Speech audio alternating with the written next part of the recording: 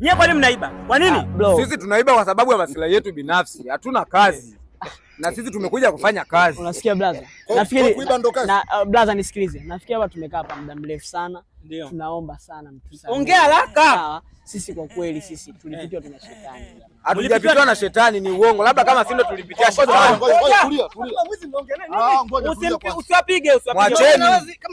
Mwacheni atupige, afanye kitu leo inapenda. Hii ni nchi ya amani, akituua atajijua mwenyewe. Wewe uone kwamba unakosa kosa. Sikiliza brother. Kisheria. Brother sikiliza. Tulia kidege. Sikilizeni. Huyu leo kavuta bangi.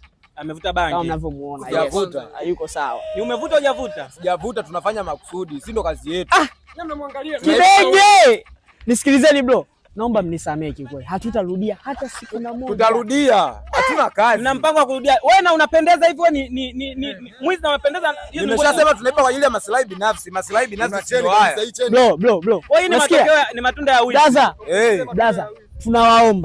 Tunawaomba mtusamehe. Mtusamehe. Kama mtatuua mtajijua wenyewe. Sasa afande, hapa tumchukue huyu mwenye. Bro. Tulikuwa wote. Huyu kidogo naona nani? Huyu azimo. Kwa hiyo mnamchukua aliyenipa kazi.